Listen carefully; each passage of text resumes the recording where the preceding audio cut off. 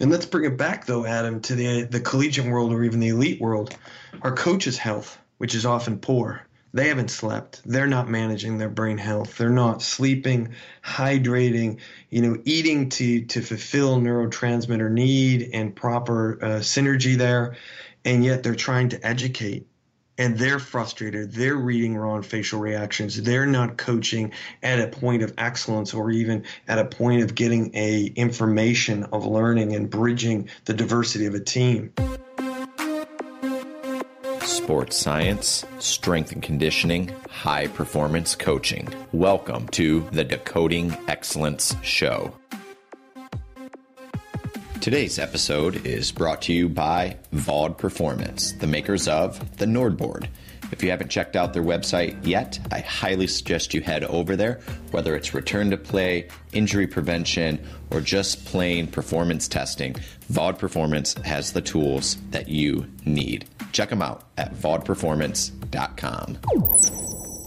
Today on the show, I'm joined with Dr. Dr Sullivan, a sports scientist and clinical sports psychologist that has an emphasis on integrated sports science, human performance technologies, and CNS measurement and assessments. In addition, he is the co-author of a book called The Brain Always Wins, which is a practical guide to improving your life through better brain management. This conversation is a wide-ranging one, and it was a really fun one. I really took a lot away from the time that Dr. Sullivan and I spent together.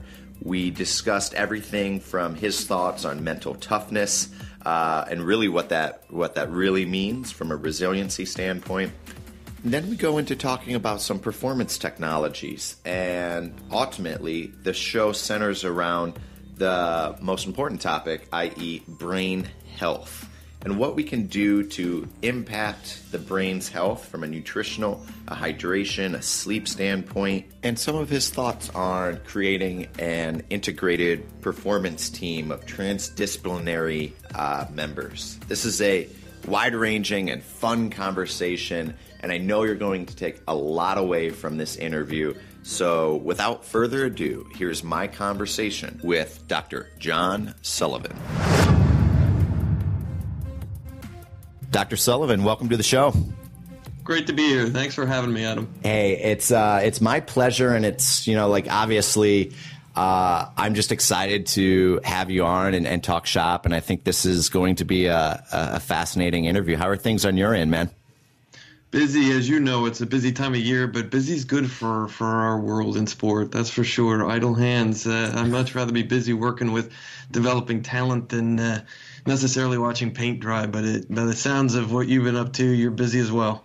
Yeah, within the collegiate world, obviously March Madness is still going on, and Sweet 16 starts today when we're recording the show. But basketball just finished up, and now it's the layover for a couple weeks, and then we'll start right back into training for what is otherwise the 2018 March Madness tournament in next year. So it's busy, yeah, certainly.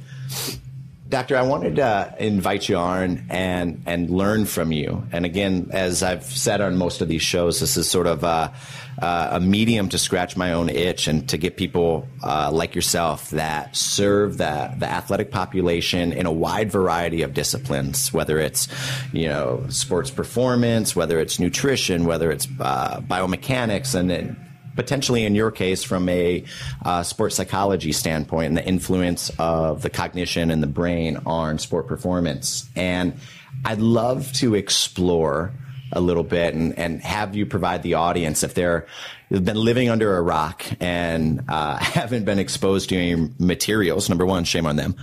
But two, I'd love for you to give a bio about what you're currently up to and your background. Sure. I appreciate that, Adam. And I think it's they've gotten to know you, and I love I've listened to other podcasts, and I love the way you do a conversational narrative. I think we learn a lot from that. If we think about our education that we all had, we learned in the classrooms, but it's often the interactions outside. And the way you kind of set up your podcast is that exciting opportunities that we had as we were going through our academics. But I'm a clinical sports psychologist and sports scientist. So let's see how I spend my days. So I've worked in the NFL for 16 years. with the league office on certain initiatives, but I've been with the same team for that amount of time. I've worked in the NCAA and currently do in sports medicine and sports science at Providence College, University of Rhode Island, and Brown University. Then I also found my time as an outside civilian consultant to the elite military. And then I'm a visiting scholar at the Queensland University of Technology and the Queensland Academy of Sport, which is an arm of the Australian Institute of Sport. And then in my spare time, I work with concussion. So I find myself in a couple different exciting venues that allow me to engage in different types of research and different type of practitioner care. It certainly is a unique kind of pace, but I really enjoy it because each thing adds to the next. Understanding how to get someone well from concussion bleeds into how do I keep them well, because the brain drives everything. And so how do I keep them well as they're training as athletes? Because athlete stress is trauma. And then how do I optimize that? And there's or maintain skill level throughout a season, or like you were talking about the NCAA season, which is there's no off season anymore. There's a low and high season. And so the maintenance of that skill or maintenance of health is critical. So it's kind of how I spend my days. And then I probably say in my spare time, I write quite a bit. And you caught me right after a writing period. So my head is full of stuff. We're going to explore, this is a wide-ranging conversation, and there's so much that I think we know about people sort of on the superficial level of, what their 9 to 5 is or their day jobs. But I'd love to explore a little bit of the writing and sort of your routines throughout your day. But I think we'll start at square one, which is I'd love for you to maybe share the genesis or the start. Like how did you get interested in the aspects of whether it's clinical or applied sports psychology? What drew you to that field initially when you were going through your undergrad or through adolescence or your life? Yeah, it's a great question, because I think there is a genesis for everyone in any field. I was actually just talking about that the other day with some coaches. There's influences, there's really opportunities that kind of direct us to have motivation and excitement. And for me, I was a Division I athlete, and I was always interested in the fact of where's that next 1%. And I did think of it that way back then. And the fact was there had to be more to this. So I was a Division I athlete. I grew up playing a lot of different sports, and when we see that in athletes today, that's kind of exciting, but probably for me and you, it was pretty much a norm. But I ended up specializing, if you will, in track and field and cross country, and in some other endurance sports, cycling. But in the Division I level, track and field and cross country, and I just kept looking at it, going, "There's got to be more to this. There's got to be more to long steady distance intervals." VO2 max, cardiac capacity. There has to be more. And so it really kind of spurred me on to start really examining this stuff. So as an undergrad, I was lucky enough to have a mentor, and I think that's a theme that all your listeners can relate to. And if you got younger listeners who are in the academic system now, that is something to find. It's somewhere in your academic journey is to connect and really have a mentor. And he actually was trained in clinical psychology, but he was one of the very, very few that was really specialized in both clinical psychology and sport, which to be a sports psychologist, you have to be a clinical psychologist. You got mental trainers and mental coaches, but they are not sports psychologists. Their training is very, very, very different, and it's less rigorous, and there's a lot of gaps in knowledge base. But I was lucky to have him as a mentor. And so he was able to kind of give me readings. And so it kind of fit along with my psychological studies, if you will, academically. And then I was also a journalism major as well. So they kind of fit into each other, that piece of communication and understanding how to get a message across. But it was really from being a competitive athlete. That's where it really started. Yeah. Do you feel in your adolescence, as you're going through sort of what is otherwise our prep career of high school and maybe prior to that, but with this understanding of what you know now on the other end of it, being a professional that you are, did you find yourself looking back and saying, yeah, I felt like I had the mental skill sets, the tools, the tactics to navigate what it was otherwise your prep career through cross country and through a wide variety of different sports. Were you, I use this sort of nebulous term, but did you have the tool set of what you now possess, or was that the inability or the lack of tools drove you to a better understanding or to seek the answers of finding that 1%, which is, that this mental skill set, or this what we now know as, sports psychology or clinical psych. Mm-hmm. Yeah, that's a great question, because you can see, obviously, people's kind of motivation is sometimes driven by feeling a capacity. There's an incapacity there, and then how do I improve it? And then there's also human motivation that drives just that thirst of intrinsic knowledge. Like, how does this stuff work? What's the why in this? Why does this happen? And I can't say it's either or. I think it's a bit of both, to be quite honest with you. I think from the standpoint of as a competitive athlete, I think this generally happens. And this goes to some of the myths out there that predominate in sport, and there are many. But I tend to find, with my bias or my focus, is there's plenty about the brain, that we don't talk much about the brain in sport. We don't learn much as a culture. People can lay blame on that. I just kind of take it is what it is. And that's really kind of worldwide. So when you take any athlete, even me as a young athlete, there are gaps in abilities physiologically, because there are gaps in tools emotionally. And emotions run the show in sport and life. They really do. We feel first, then think. Not what everyone learns in our society is that we think and feel. That is not accurate. So when you have an athlete who can't regulate before an event, or is somewhat dysregulated, it affects VO2 max.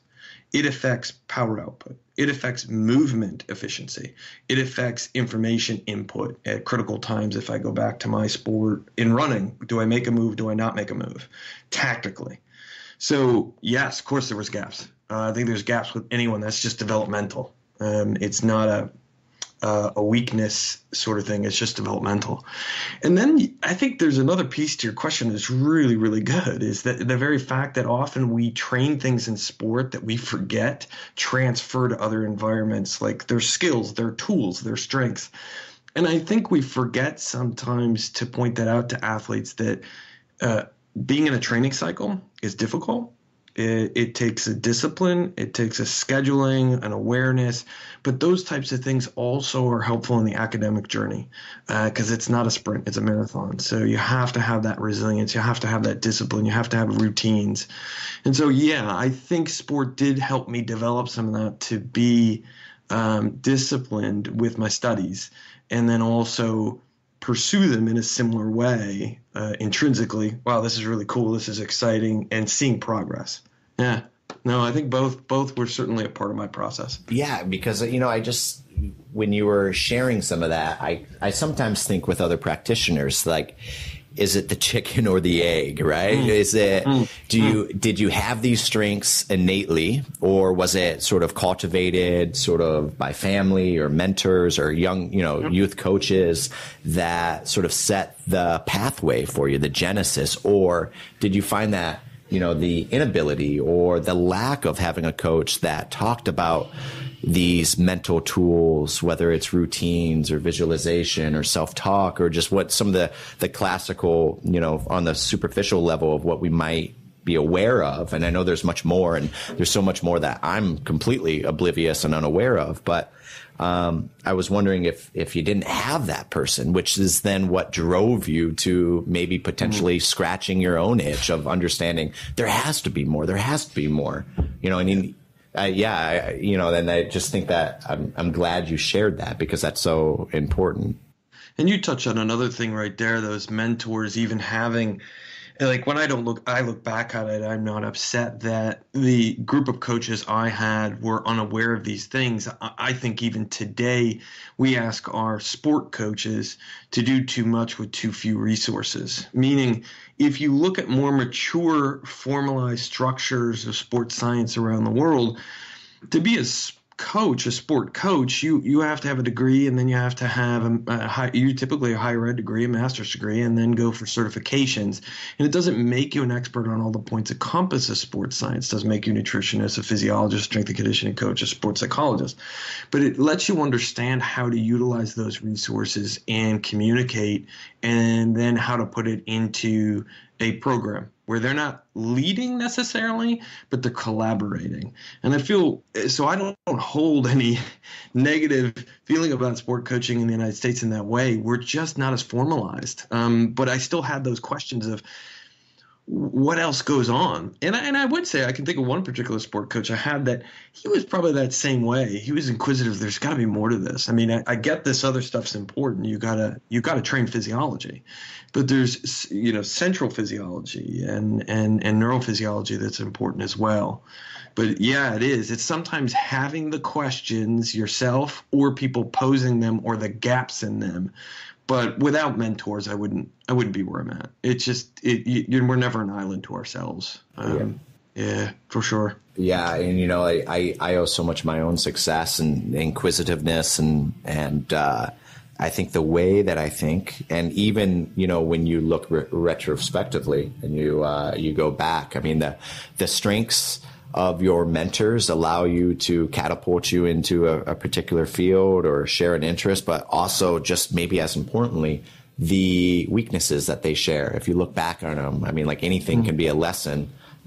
If you look at it and say, okay, what could I do differently from what did I learn out of this particular person's, this mentor's inability to communicate, or whatever, maybe what is perceived as a weakness could allow, with a little retrospection and introspection in it, to really analyze, how could I have done things differently? But yeah, I think Adam, that's a really strong point, and it's one that's missed often in sport, or in the process of having supervisees or interns that we mentor.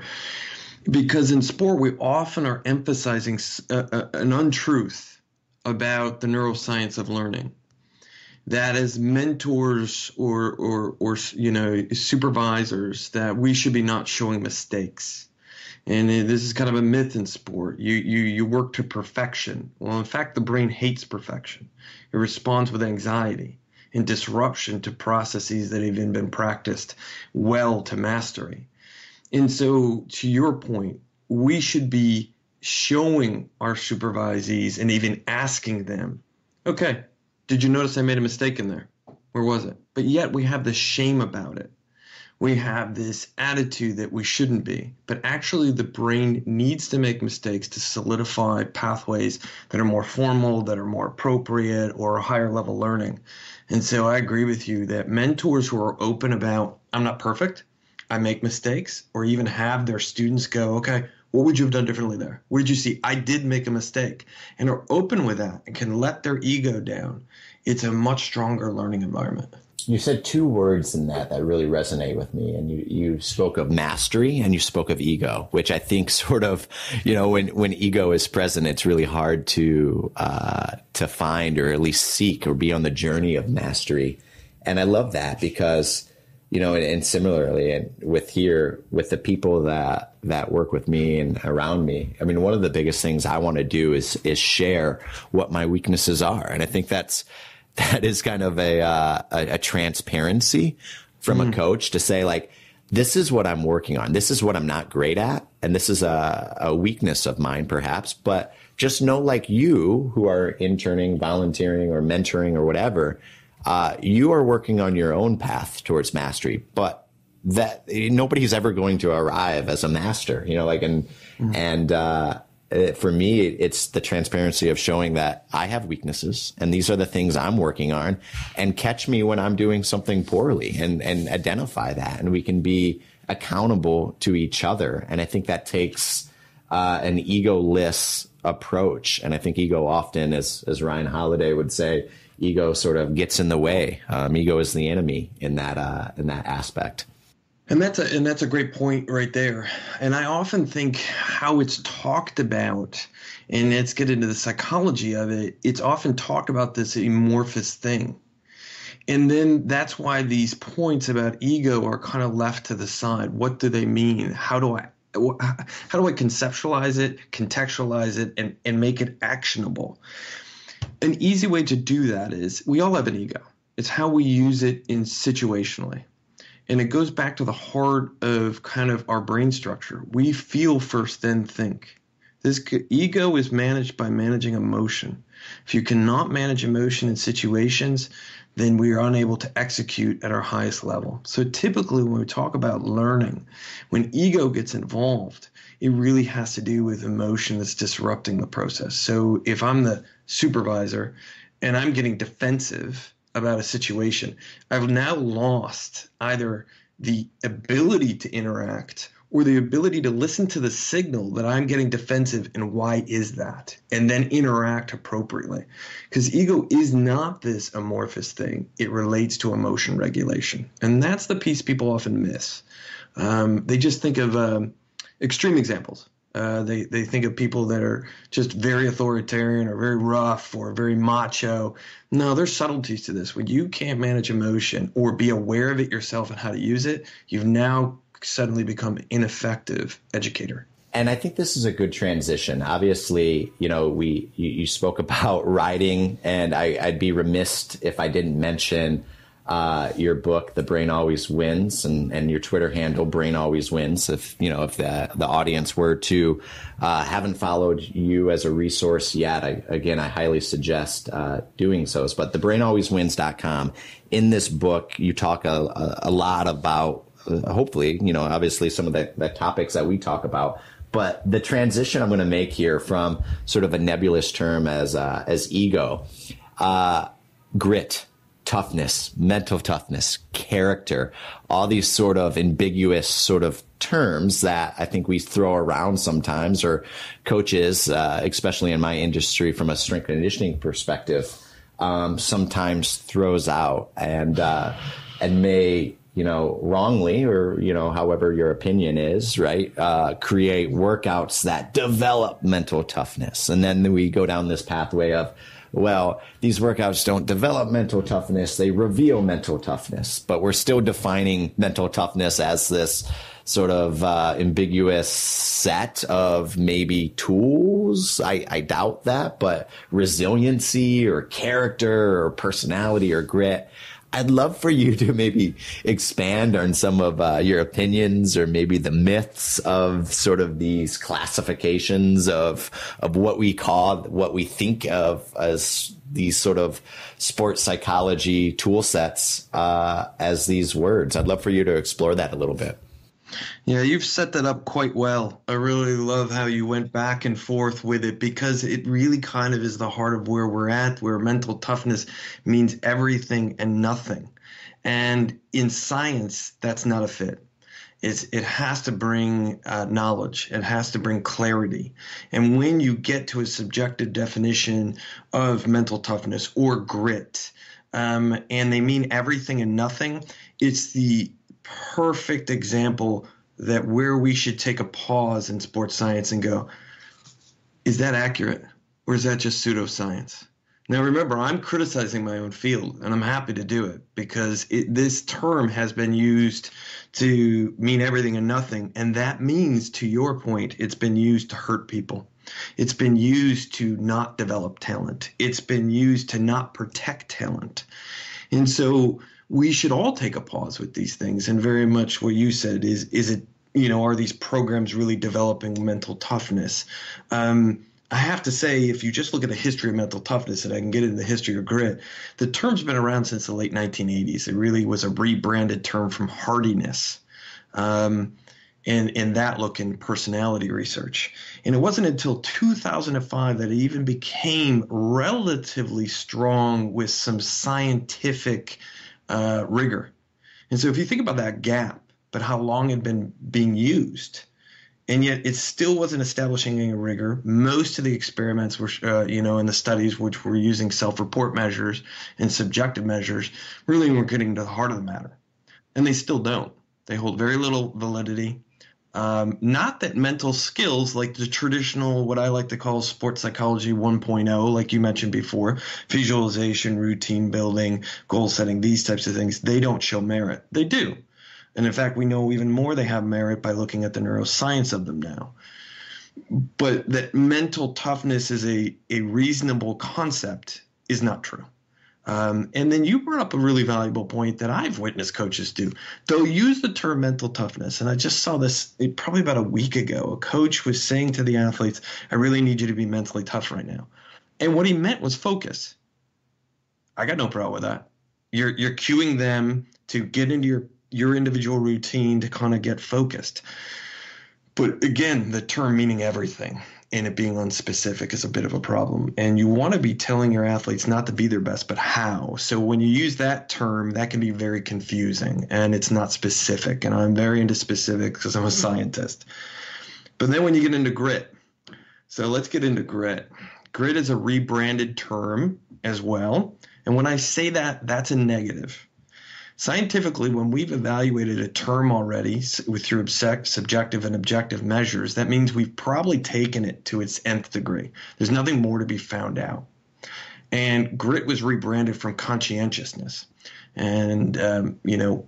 Duckworth, did her research on grit, yet I've posted on Twitter and elsewhere, you can look at Dr. Credo's work from Indiana University, a meta-analysis of over 300 studies looking at, she made some simple statistical errors, so it accounted for less than 1% of any variance, so it accounted for 1% of any change. That the term does not mean anything, and she's been able to prove nothing in the environment which she studied, which is academics, yet she has been proliferating it that it's a concept in sport when you can't do that. She's done no research in sport, and it's not even a concept. So when we look at these, they're very based on belief bias and illusions of validity. They sound good. I mean, to the common person, they really do sound good, and to even in sports scientists, they sound good, but they have no evidence. The evidence, where evidence lies, is that we are born with the most sophisticated survival system in the known universe, the human brain. So we start from day one resilient. And it's how you train it. Either you develop adaptation or evolution. So it really goes down to the multidisciplinary or the transdisciplinary where you train an individual, because we start with someone that's already tough. And so these concepts have gotten entrenched in our culture and in our language, and we just have to shift them. We have to go to a much better understanding of a term that fits more neurophysiology as resilience. Really looking at, resilience is a looking at a readiness factor of what you mentioned earlier: rest, loading, relative adaptation from the CNS out to the periphery. So we get to a much more scientific, measurable, and individual neurodiversity terminology, because we don't train teams, we train individuals, and they all don't develop at the same rate. Yeah, or recover at the same rate for that matter either. Yes. I'd love to go down this route. So we talked, and certainly there's some maybe sports psychology version 1.0. And if we're shifting and we're looking ahead to what the horizon's looking, and if we were to visualize perhaps what sports psychology 2.0 would be, or the next generation of it, and we were to go down the route of resiliency in athletes. And I know that's also sort of, I think, kind of parallels the route within strength conditioning and performance training with building robustness and injury, reduction and prevention in athletes or student athletes or whatever. But if we were to explore this resiliency, if you could, how would you define that? And then perhaps to go one step further, how do you develop that, or how do you begin to lay the foundation to develop and discuss what these strategies are with athletes or with coaching staffs?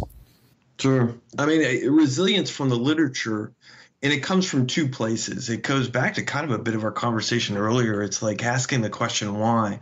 And in the psychological literature, when we were looking at people who were put in really traumatic situations, whether it be abuse, whether it be war-torn environments, whether it's soldiers returning from combat missions, we were seeing that obviously for some it's an overload on the emotional system. And again, we feel first, then think, an overload on the emotional system. And so people would develop acute stress or PTSD. Now, granted, we have methods and we're still getting better with that technology. But we also discovered this group who don't get traumatized. And so that became really interesting in the literature is why. Like, let's get to the heart of this. What was it about the neurophysiology and their internal psychology or their internal resources or skills or tactics or routines that really kind of allowed that trauma not to stick neurologically? And so that was one area where it started to get established.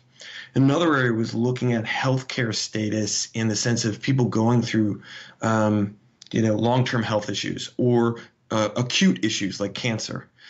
And why were some more resilient through the process of having to go through chemo or go through radiation or just go through the treatment process? Why were these groups of individuals standing out of being able to recover faster? So it really came from a clinical standpoint, but it very much fits sport.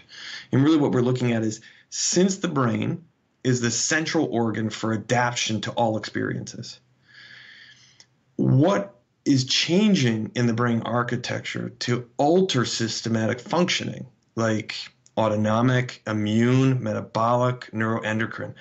So it's really much more specific at looking at signaling. It's all about signaling and looking at the systems of the CNS responding to peripheral stresses, whether I go for a run, whether I got to study for a test, I got to do that public speaking.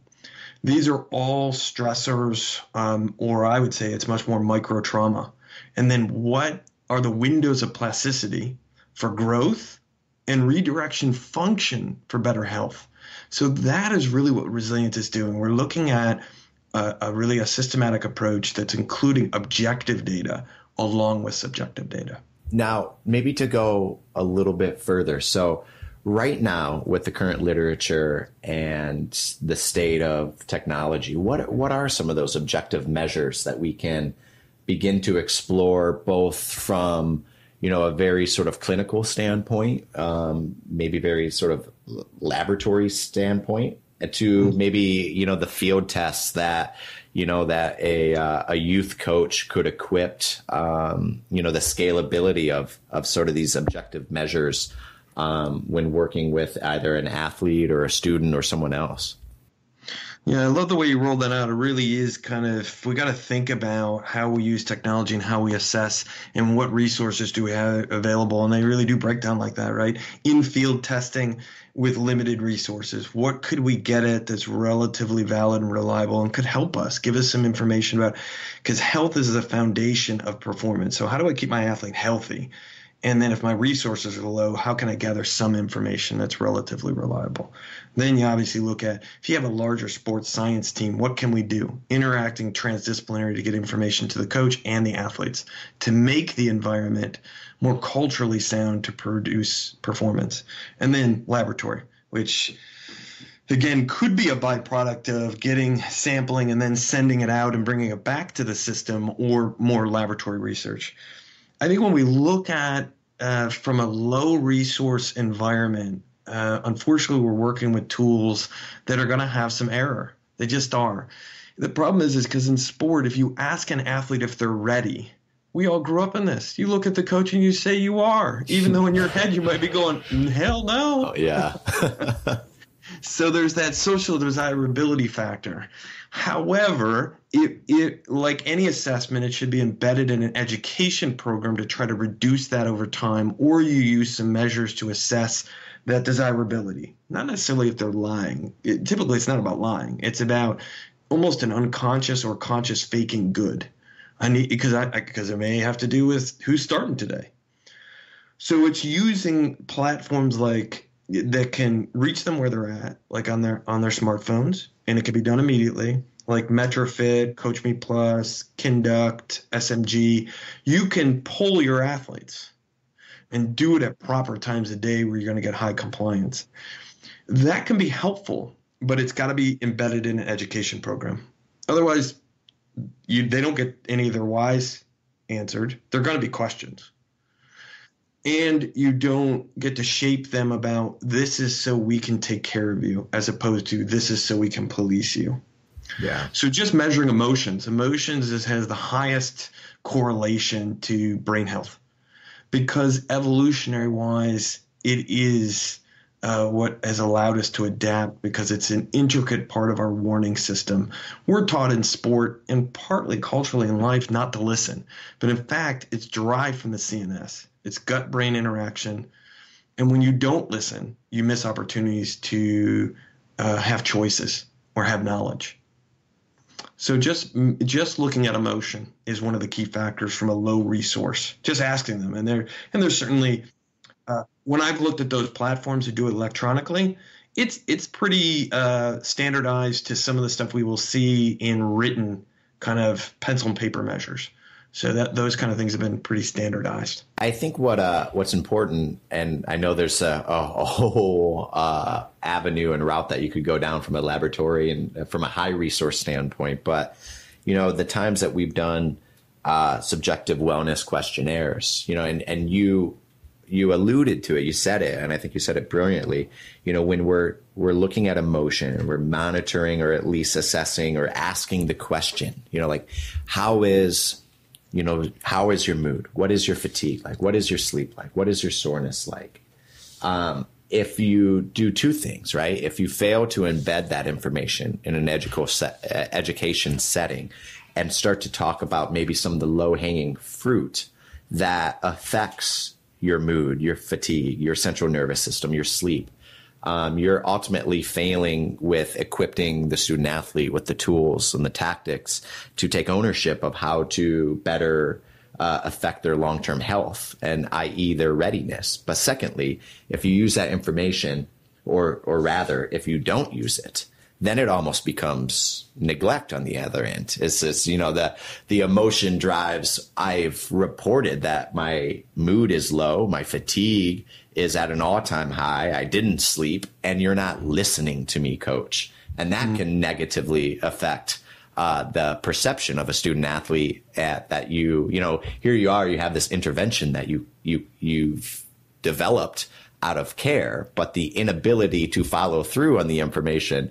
communicates otherwise that you don't care, which I found also intriguing. You better, if you are going to go down this road, then you better have the scalability and the flexibility to actually be receptive to the information that you're receiving. Very, very true. That's that systematic programming that has to be put into place. And I think that we in the United States can be leaders in content areas, but formally the sports science structure is very, very limited in the sense that because coaches don't have a formal educational pathway in the United States, they're not given the resources to understand this information. So to your strength of point there, and then if you don't have a sports science team that's systematically, or the resources, just human resources, meaning time, availability, and then disciplines represented, it's so easy to neglect this information. And then you can't build a high performance environment, or it gets much more difficult because there's more noise. If you don't have trust, you don't have much to work with. That is just to the heart of psychology in the sense of attending skills. We learn that as psychologists, that if you cannot create rapport, connection, good luck with anything else. So when a coach sits up there and talks about it as a family or as a team, and he's negating these factors of communication, then emotionally, they're not going to feel that connection. And so it's to the heart of your point. We talk about it in the book, The Brain Always Wins. My co-author, Chris Parker, who's at University of Nottingham-Trent in sports science, we talk about these factors you talk about. If human performance in the United States often is put into this two-bucket system, that health and performance don't touch.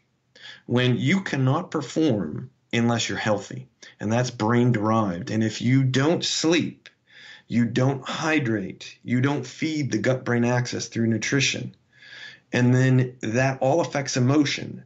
you have a very weak foundation to work from. And we talked earlier, and you mentioned the NCAA system. The NCAA system is a perfect example of unsustainable performance because they're asked to do 70 hours a week of work. 6 bosses, some of them called professors, some of them called coaches. And they have fewer internal resources and fewer human resources to help protect them. It's an unsustainable thing. So what do we see? Some of the highest rates of what most people call mental health, I'll call brain health. I think mental health is not an accurate term, nor has it served us very well. It's filled with quite a bit of bias. But a reduction in brain health. And so then a reduction in physical health, and then a reduction in performance in the classroom and on the fields of play. Yet I know the NCAA shows all, gives us examples of the outliers.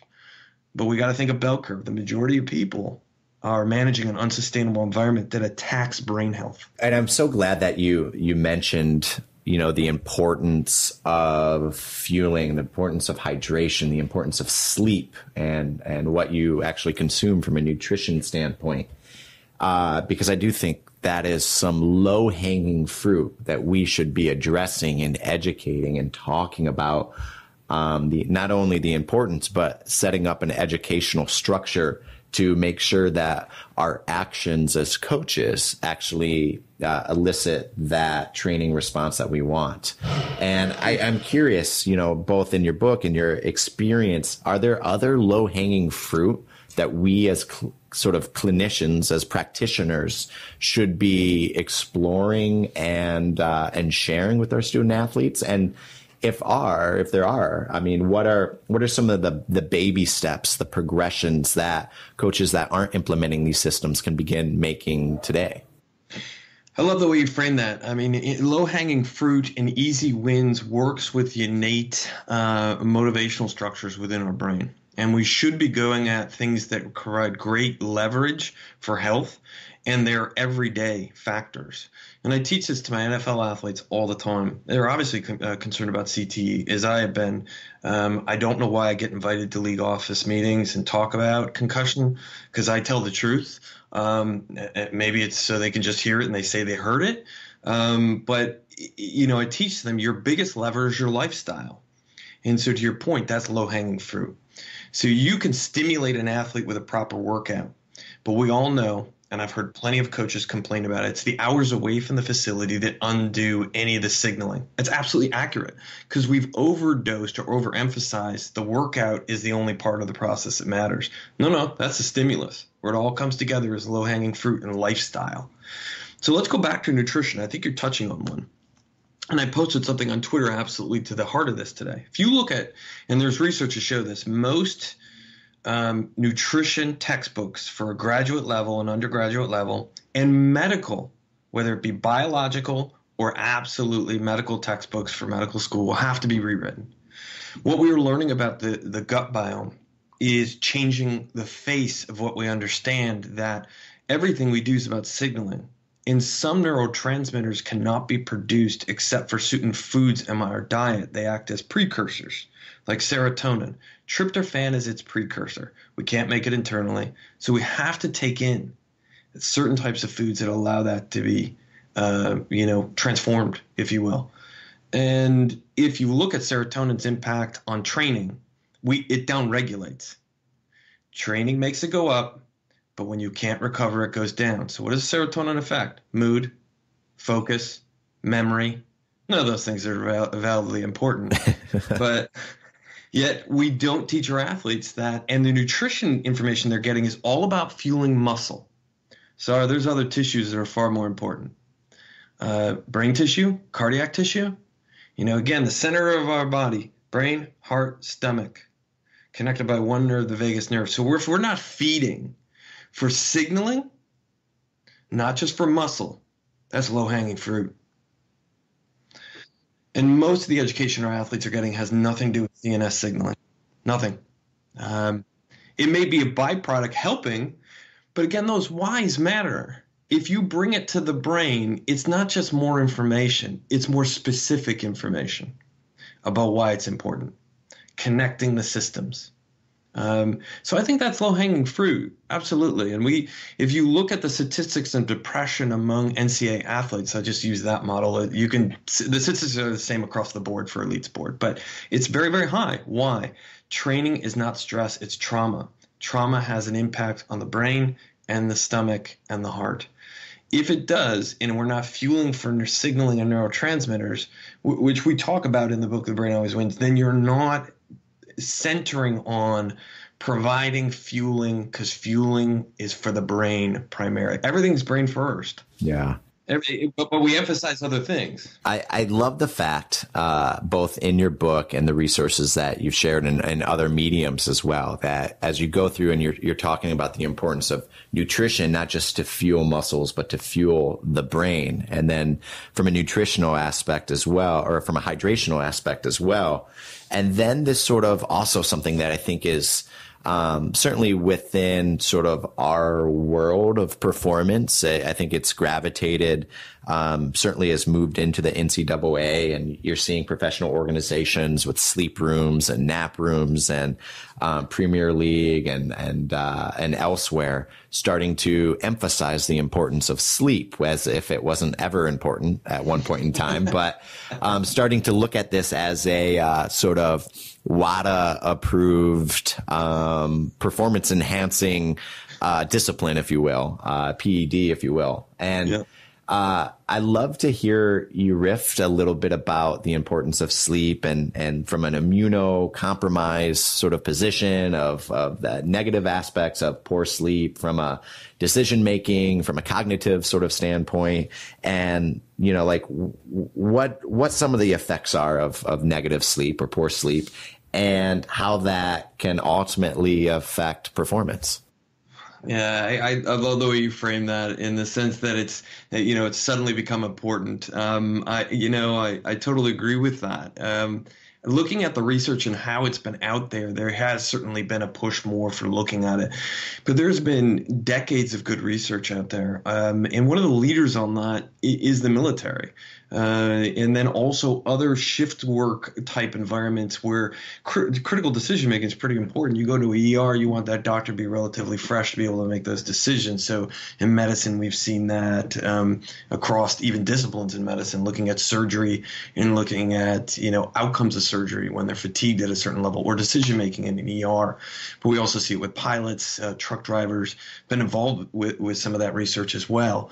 So you're right. It's coming out of the woods like, oh my God, we just discovered this. No. What we have discovered in the last 5 years, which is monumental, is that we did not know the brain had a lymphatic system. That at sleep, at deepest levels of sleep, our brain is actually detoxifying. And it detoxifies first before any other system. So the importance of sleep is actually the reparative factor of neuroplasticity, that all systems are growing, but they're also important that it gets rid of things that either are a danger to the body in higher amounts, like tau proteins, or we're getting rid of neurotransmitters that we do not need. So there is that process that's ongoing, and that's been a discovery in the last 5 years, and that came from research at the University of Rochester, and that's hugely add to it. But sleep is your number one performance enhancer. There are still things, to be quite blunt, we don't know about it, and people shouldn't be alarmed by that, but I think people are. People are kind of surprised that there's a difference between the brain and the mind, and we actually don't know what the mind is. And get into that another time, but there is a big difference. And we know more about the brain.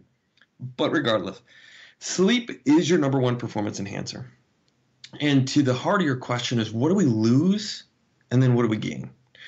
So we lose quite a bit. So the average NCAA athlete, just using that as an example, because it is your largest elite athlete organization in the world. So if we're looking at athletes got to be taken care of, there's quite a few. Their average is 5 hours a night. So that is not enough for, if you think about their primary roles. So you're not getting enough time for neurogenesis of brain tissue and then any other tissue after that. And then when we look at their other primary role of memory, learning, taking in information, and then being able to interact with it in some way and show a discipline of I know, that it's not enough time to consolidate information. And if we take both of those and then start going down the chain of things that are negatively impacted. So let's go on the sports side. Obviously, sports should be developing some cardiorespiratory ability, the O2 max, energy output, energy efficiency. It's by lack of sleep, we're scarring the internal organs of the cardiorespiratory system. So we're reducing their capacity, even though we're trying to stimulate growth there and increase its strength and vitality. If we go on the side of attention, which bridges both parts, and attention is not a vent, it's a tripart process. So if we go attention in the classroom, it's ability to be alert to that information, track it, and then make an executive decision about, do I take a note about that? How do I take that note? How do I take in that information? Or how do I encapsulate it so I can remember it later? In sport, it's the same thing. Am I alerted to the sequence? Do I get the pattern? Then can I have the capacity to track it? And then can I make a decision? Both a lack of sleep affects both decision-making arenas. If you don't have attention, you don't unlock anything else. It's just how the brain works. I think to your point, too, it's just experience working with a wide variety of different athletes. It's, anybody that's been in both an educational role or a coaching role, and I think that are acutely aware of it. There's a skill to learning and sort of this meta learning of how to improve the actual intake of information, both a sensory or from an educational standpoint, and applying that in a way that changes both behaviors or movement patterns. And I think, to your point, some of the things that you've just discussed certainly supports their ability to better retain, use, decode, and assess that information and make it actionable for them. Yeah, to the example you're giving there, I can give you some examples from science. So they did research in the NHL, and they're looking at differences within the healthy range of sleep. So the healthy range of sleep is 7 to 10. And so we both know ice hockey is a very fast sport. That your puck range of speed is, anywhere from 60 to over 100 miles an hour.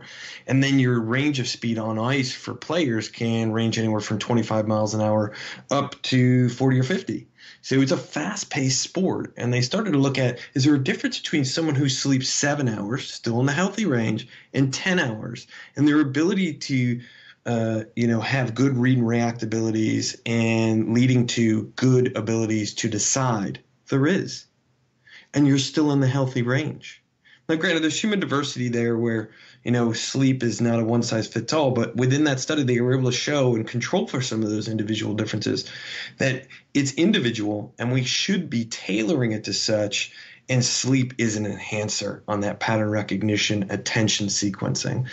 But then it leads into that other sequence that really connects to it, which we talked about earlier, emotions. We've all been around colleagues, friends, family who we know didn't sleep well. They are irritable. And that's an evolutionary signal to us that we're not 100%. It makes us a little anxious. We got to stay on our toes, and that's adaptive. But if your emotions are off and you're put into a high-performance environment, it affects decision-making, it affects how you move, it affects how you execute. It affects your fatigue level and your recovery level post. So, again, there isn't anywhere sleep doesn't touch, because evolutionary-wise, we've needed it, because as our brain has grown, we've needed that ability for neuroplasticity. And so if we pull away from that, there's a whole host of undercurrents that can happen. We do see movement issues, and then we do see, unfortunately, issues related to, connective tissue, ACLs, hip impingements, things like that, due to lack of sleep. We don't move the same. To parallel some of the touch points that you just discussed, I share a similar story from, to mirror like Dr. Kelly Starrett or Dr. Kirk Parsley. And the sort of example is a surgeon that might be going in to repair your ACL, and them, putting on their rubber gloves and then, taking a shot of tequila, and then, to follow that up with another shot of tequila, and then to grab the scalpel. And, like nobody would ever sort of allow for that to happen at the workplace, but yet we still ask pilots to go in and fly the 747 jets, or, the doctor, the surgeon waking up, with only 5 to 6 hours of sleep, and then ask them to perform their professional duties, yet it's okay for our athletes to only get 5-6 hours of sleep. And sometimes if you're traveling, East Coast to West Coast for a competition, how it affects sleep in that aspect and that recovery and the reaction time and the cognitive abilities that a person may have. I look at that and I think it's ludicrous. Well, you're right. And you bring it to a really great example. And I've written 2 journal articles about it. If we take occupational health standards and then we mirror it against what we ask our college athletes to do, it wouldn't be acceptable. It's not at all acceptable. And in fact, when we look at high stress jobs that relate to working against chronobiology and our sleep patterns, these occupations have rules in place. Now, again, sometimes they're not followed, and we hear about those cases.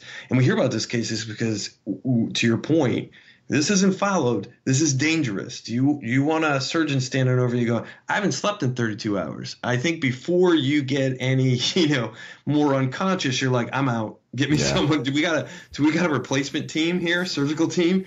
And then the same if, a pilot got on, the intercom and goes, I haven't slept in 3 days, see you on the ground. And then the steward or stewardess says, we're flying to so-and-so. If you'd like to get off the flight now, I think you'd see a mass exodus.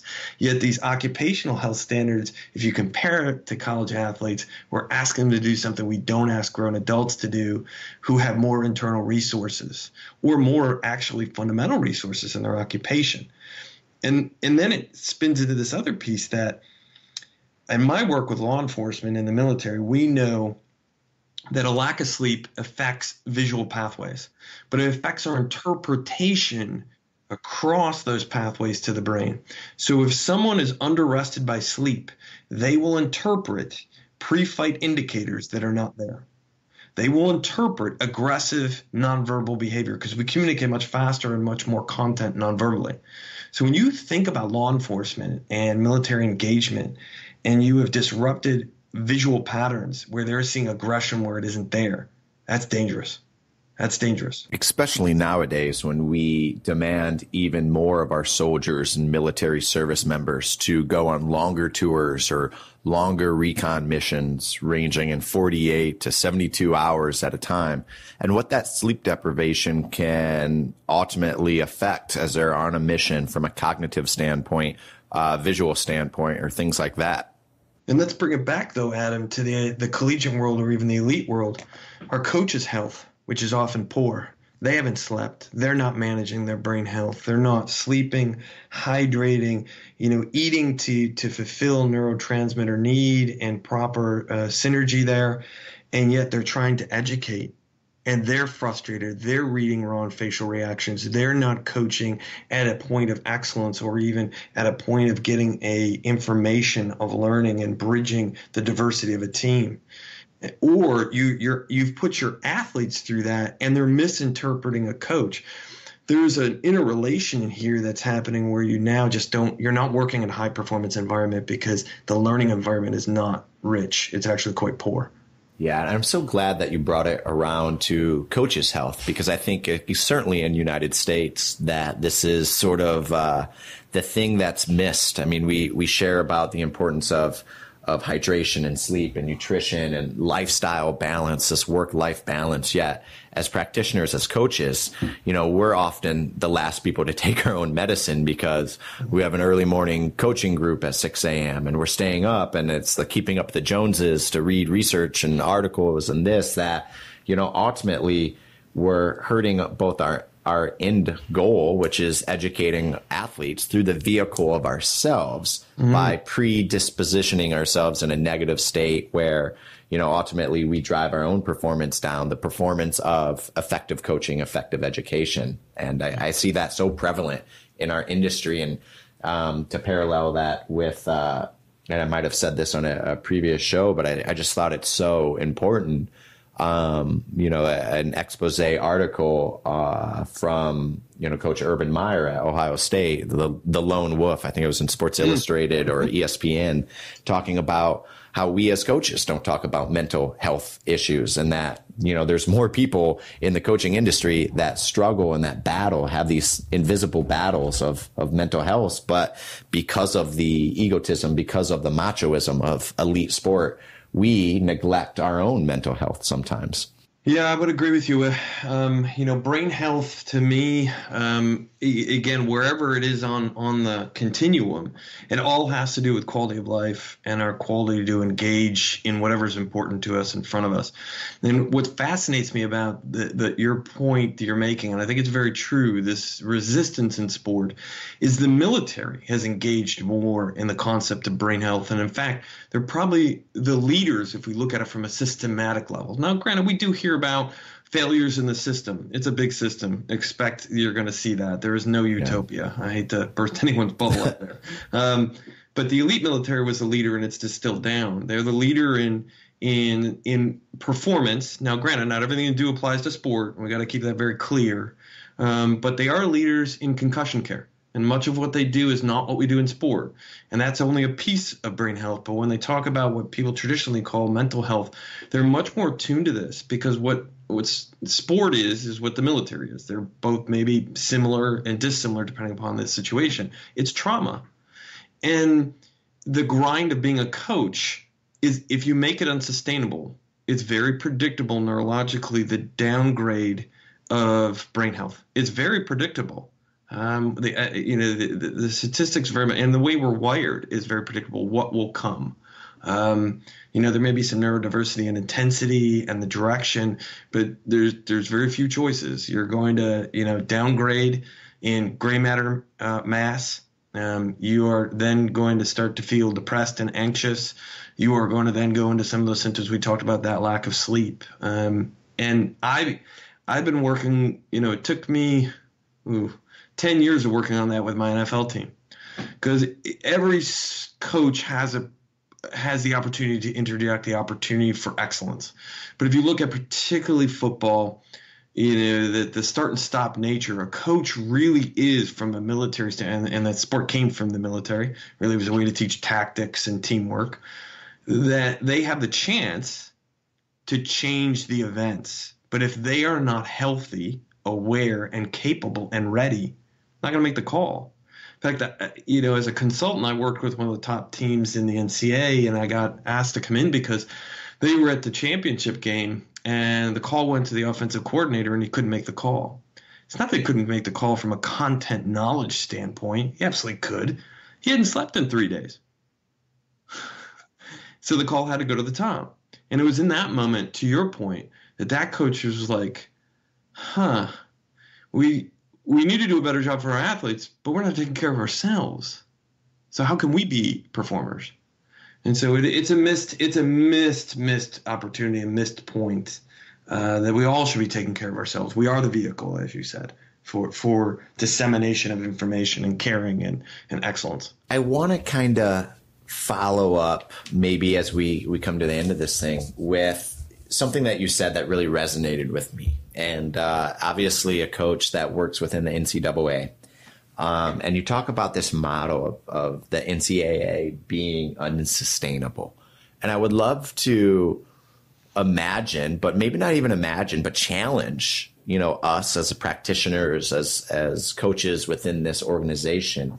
If you were to see fit and you were responsible for the change that is the NCAA and the structure that we know it, the balance of social and academic and what we call sort of amateur sport at this level, laughable, but as we call it that, how would you change the model to allow it to be more sustainable and maybe at the same point draw out a better emphasis of brain health and how it impacts performance? But ultimately, what would that structure look like differently in your mind's eye if you were to be responsible for this? Yeah, I think there's many ways to kind of break this down, and I'm probably not going to hit them all in this moment, so I'm going to fail you in some ways, and I'm going to fail myself. So, because I think it's a great question, and I think you could do we could do a whole conversation on that and hit them all. Yeah, I really do. I think this is, and to think about a conversation among a number of disciplines within sport, having this conversation, what a powerful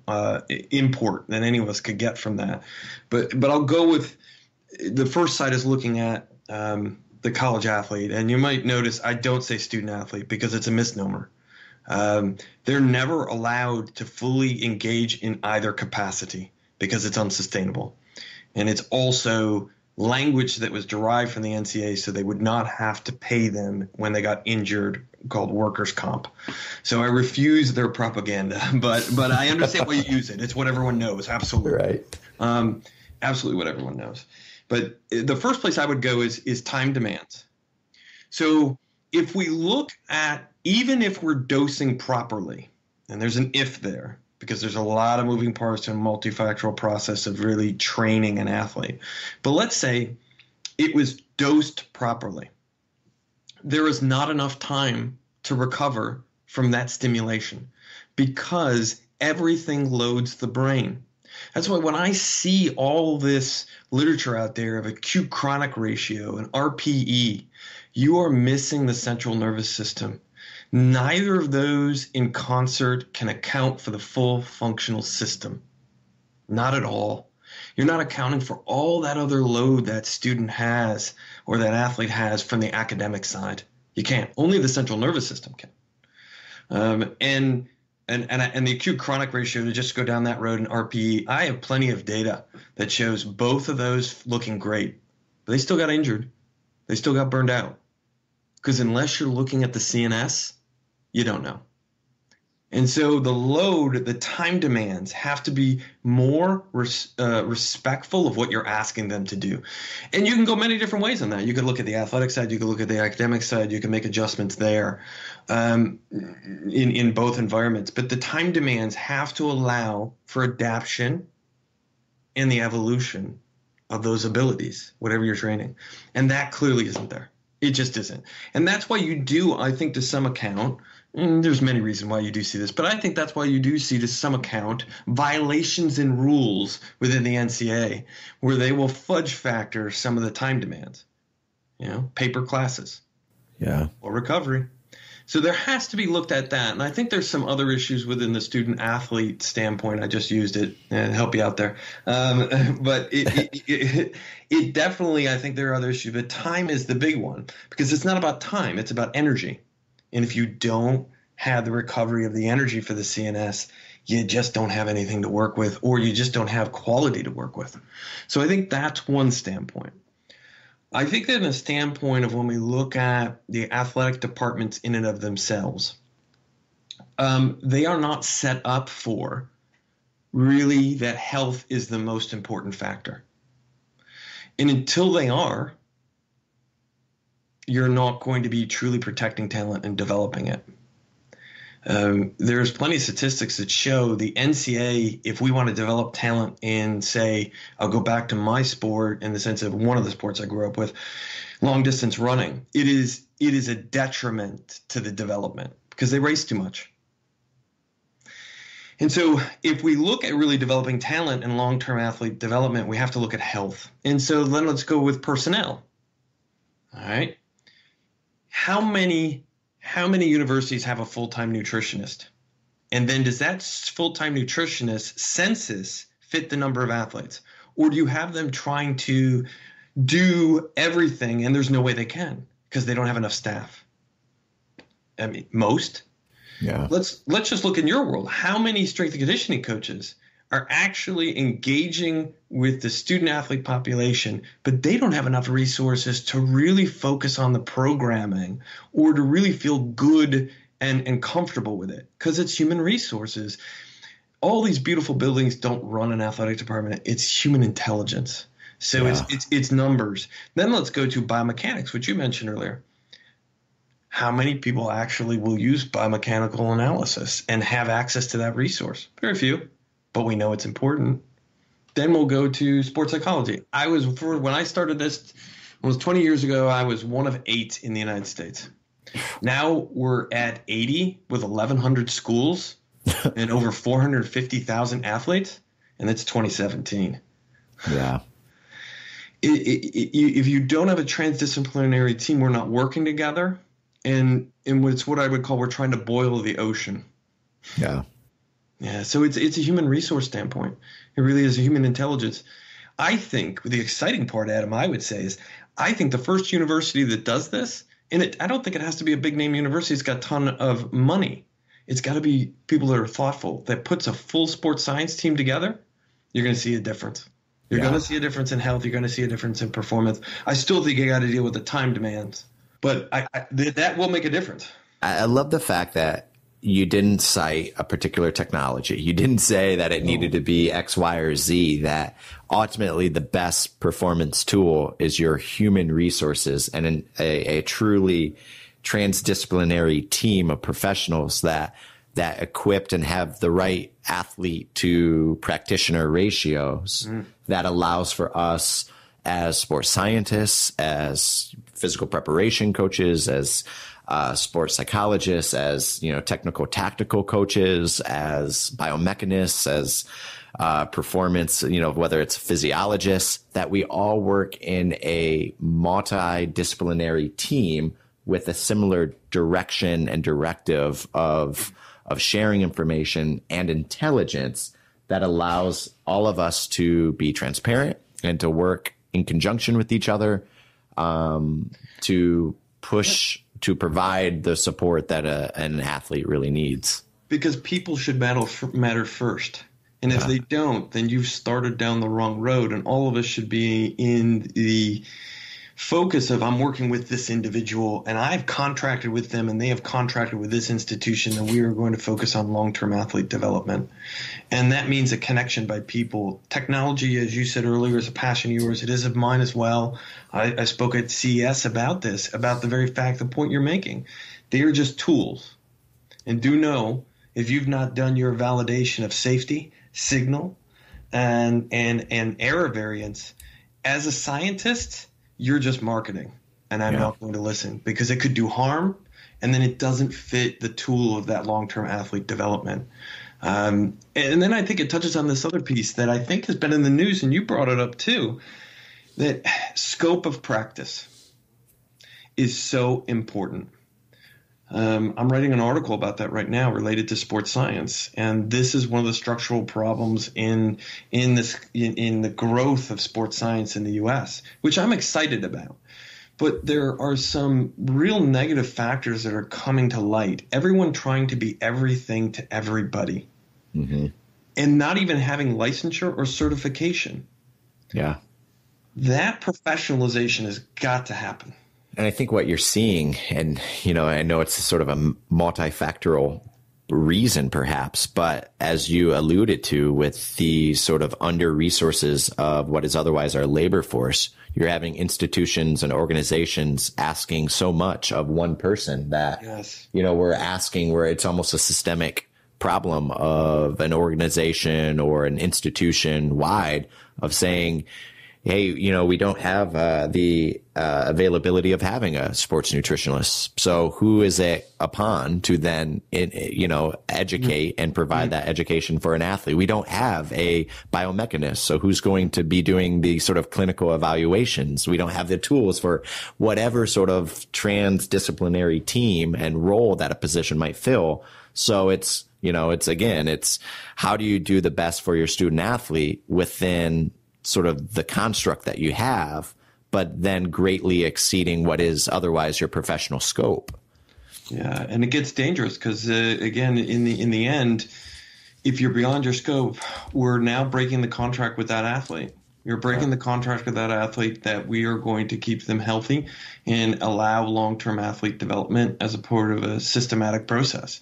But then we're also increasing liability for our profession, our department, and lastly, ourselves.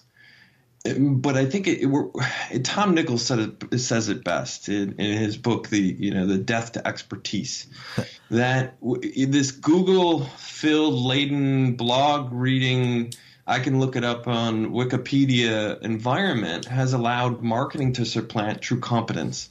And until we reframe that again, and even in younger professions who don't have a scope of practice or an ethics code or a licensure, that's what they should be pursuing, because that's the way we will work well together, and we will ensure a proper transformation of more formal sports science in the U.S. I really do. And we should be supporting each other on that and policing the field, calling people out and doing it respectfully. But we need to. We need to. Yeah, I think it's in everyone's professional best interest to know where the lines are, where the gray zones are, and can continue to operate within their own discipline and within their own domains without stepping outside of that. And then maybe to a secondary point, to also challenge the institutions when you're being asked to exceed what is otherwise your professional scope, to have the both the professionalism and the discipline of saying no, and saying that exceeds your skill set, and to live with either the repercussions, but more often to live with the circumstances that, like we have to, as an organization, as a professionalism, as a profession, to say no to what is otherwise asked. Yeah, I think that's a powerful statement, because when we say no, then they have to look for an alternative solution, which may be guiding them and handholding them to a proper solution. Because, and you're also touching on is, which done a bit of field research on. So when you look at who athletic directors are looking for, if you look at their conference and you look at the topics, and then the expertise who's teaching about it, they're teaching themselves this. Yeah. So I don't know about you, but I don't know many athletic directors that know anything about mental health or brain health, who know anything about concussion, who know anything about long-term athletic development, who know about systematic planning for a performance environment, a high-performance environment based upon health. And so when you look at their development, we're talking to people that who don't speak this language. And so by saying no, we get the opportunity to teach them, because I don't think they're acquiring this knowledge. Yeah. And then we do have to collaborate with them. It just is what it is, but we have to get them up to speed. But I think you're right. You have to say no, because you garner respect with that. You garner an ear to listen. And then to that other point on respect is, I think when you work in a transdisciplinary environment, we start to get to see the huge strengths among all the disciplines, but we get to respect that too. And we get to see that it's the solutions integrated in this way. In the elite military, they do case conferences on every one of their operatives about their development. You find me an NCA environment that does that regularly. Yeah. But yet that's what we do in the elite military. It's amazing when things become life and death. We get a lot more specific.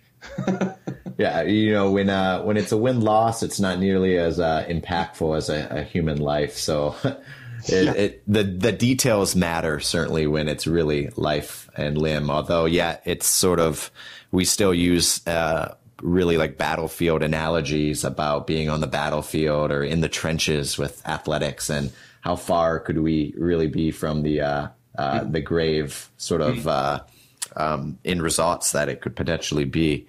I want to put it in this way. I know that obviously people in the audience can follow you on social media, and it's the Brain Always Wins. You also have the website, The Brain Always Wins. I think your Twitter handle is actually Brain Always Wins. Yes. But the website is The Brain Always Wins. Correct. And you're the co-author of otherwise The Brain Always Wins book, which is all of this information and much more. And it's laid out probably much better than long form narrative and jetting all over various topics. But that's kind of how my sort of caffeinated brain sort of works in the morning here.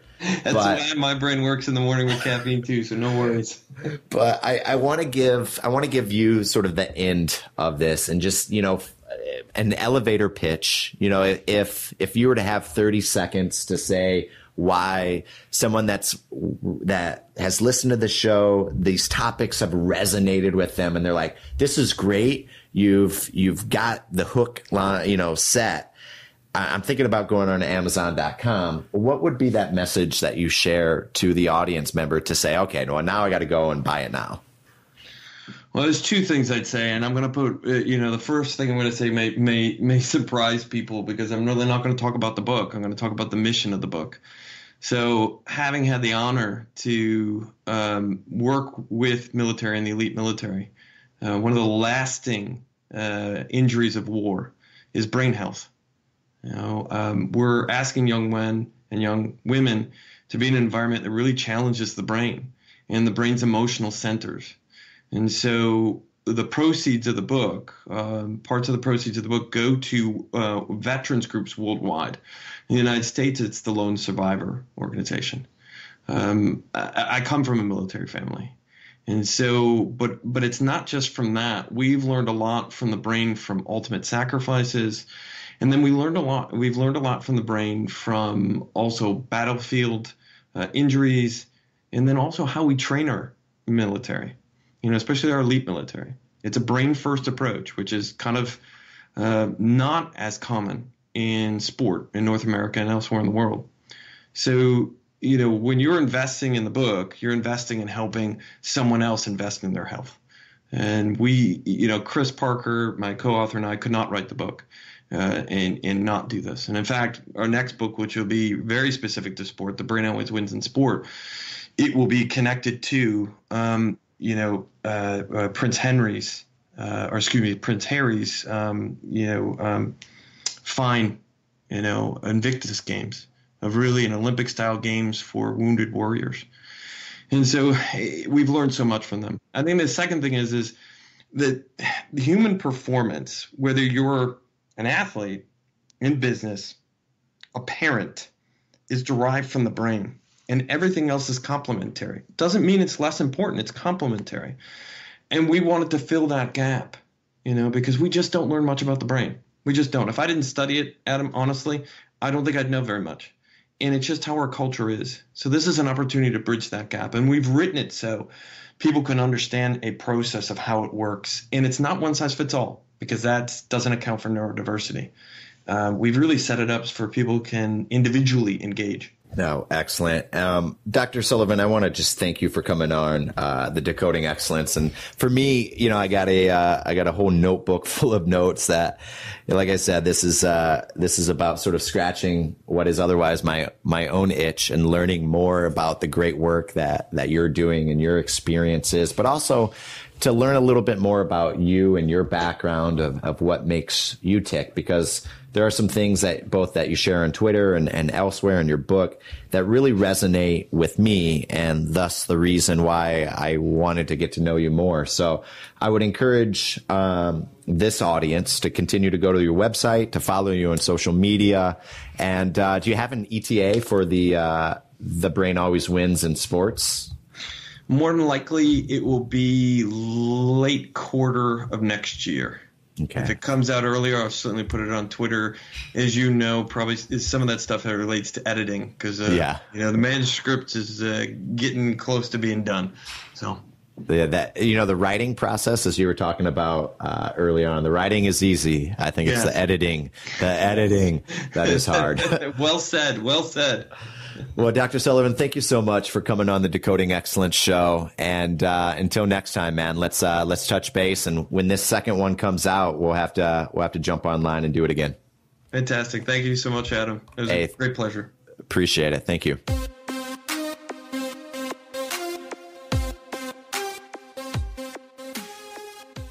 I want to thank Dr. John Sullivan for coming on the Decoding Excellence show. I took a lot away from this conversation, and a whole notebook, really, of notes and topics and things to think about as we continue to develop our transdisciplinary performance team here. The ideas between mental toughness and what that really means, if it means anything, versus a resiliency-based training. Looking at different sort of wellness questionnaires from a mood, a fatigue, a sleep, a soreness standpoint, and trying to get a better understanding of how the athlete is feeling and how that might sort of affect their central nervous system and their ability to be ready for training or for competition. And then obviously the importance of nutrition and hydration and sleep as we relate it to brain health, not just mental health, but brain health, when we're looking at our student athletes. But like I said, this is a wide-ranging conversation. This whole show is about bringing great people on like Dr. Sullivan and really understanding the tools, the tactics, the techniques that go into creating a high-performance team and an excellent or masterful coach or program. Until next time, thank you for tuning in to the Decoding Excellence show.